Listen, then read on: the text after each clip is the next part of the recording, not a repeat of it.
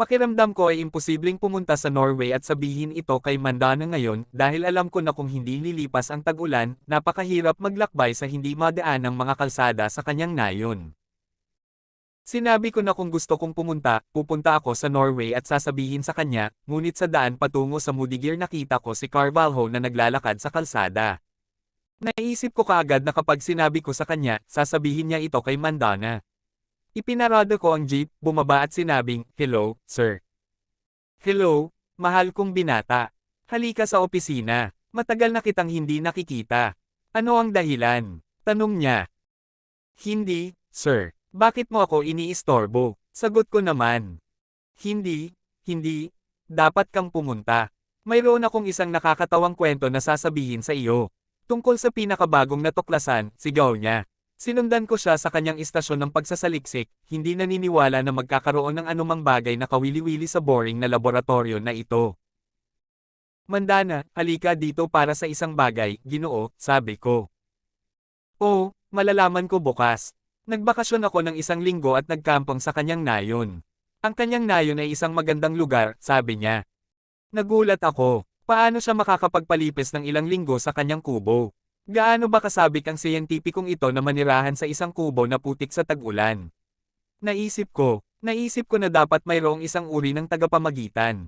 Isang bagay na nagpaganda ng pagkakaibigan ni Carvalho at Mandana. Binuksan niya ang pinto sa opisina at nagtanong, halika, ano ang problema?" Ngunit may nakita siyang kakaiba sa kagubatan noong isang araw. May nagtago ng nakabaligtad na palayok ng alak na may pulot sa loob.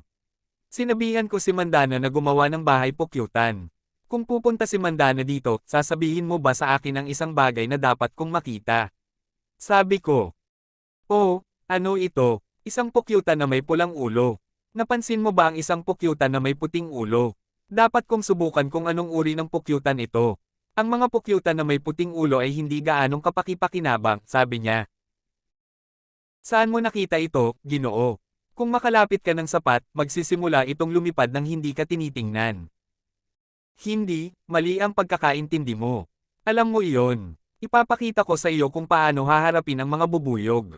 Kung gagawin mo iyon, hindi sila gagawa ng kahit isang bubuyog. Gayunpaman, hindi mo mapagkakatiwalaan ang mga bubuyog, Ginoo, pagkatapos ng nangyari sa iyo kanina." "Hindi. Ang unang species na mapagkakatiwalaan ay Homo sapiens, ang bipedal na mga tao. Kailangan mo pa ring matuto tungkol sa mga insekto," sabi niya. Yumuko ako sa malakas na boses ni Carvalho at hindi na nagpaliwanag pa. "Hayaan mo akong magpakita sa iyo ng kakaiba. Hayaan mong ipakita ko sa iyo. Halika nga dito," aniya habang inaakay ako palabas ng opisina at papasok sa lab. Lumapit siya sa microscope para obserbahan ang mga insekto. Daan-daang glass specimen ang inilagay sa paligid nito. "Tingnan mo, sumama ako kay Mandana noong isang araw. Alam mo ba kung bakit? Sinabi sa akin ni Mandana na mayroong isang uri ng uod na tinatawag na Glover na kumakain ng mga uod ng kabibe. Wala pang nakakita ng ganitong uri ng uod dati. Ito ang unang pagkakataon na naiulat ito mula sa India. Isa pa, hindi ko alam ang kasaysayan ng buhay nito, Jetta, at iba pa.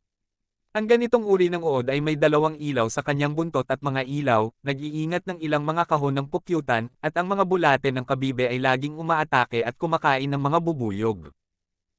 Iniisip ko kung may mga hayop na nang-aasar sa mga bubuyog.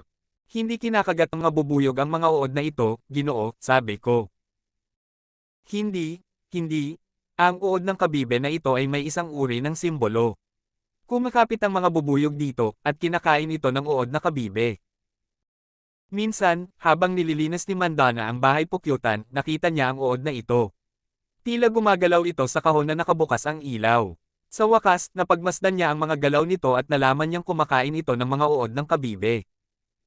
Noong nakaraang taon, natapos na ang tag-ulan, kaya hindi niya ito mahanap. Ngayong taon, nahuli namin ito.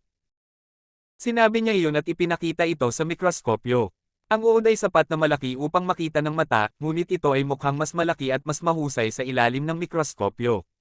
Ang uod na may kabibi sa buong katawan ay hinuhugot ang uod ng kabibe mula sa kabibi nito at kinakain. Ngunit hindi ko ito makita sa aking katawan kahit walang ilaw. "Sir, nasaan ang ilaw nito?" Tanong ko.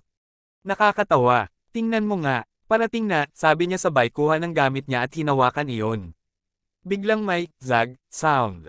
Lumiwanag ang dalawang ilaw na naglalabas ng asul na liwanag mula sa buntot nito na ikinakuryos ko at nagulat. Tingnan mo. Kung nakakaramdam ito ng panganib, kumikinang ito upang takutin ang mga kaaway. Napagkamalan ng mga kaaway na sunog at tumakas, paliwanag ni Carvalho.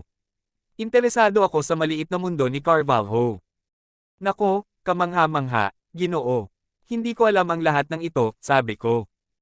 Ano sa palagay mo? Bukod sa Mandana, walang nakakaalam ng lahat ng ito dito. Paano ito nakakakuha ng liwanag? Paano gumagawa ang mga hayop na ito ng liwanag nang hindi gumagamit ng init? Ang lahat ng ito ay mga kakaibang bagay. Sabihin mo pa, Aniya. Sabi ko, kung dumating ang Mandana, maaari mo bang sabihin sa akin ang isang bagay upang makita ko siya sandali, Ginoo? Nako, masaya ako, sabi niya. Aalis na sana ako, may lumipad na kuwago mula sa labas. May hawak na lambat para manghuli ng mga paru-paro. Sabi niya, hello. Hello, sabi ko at umalis na.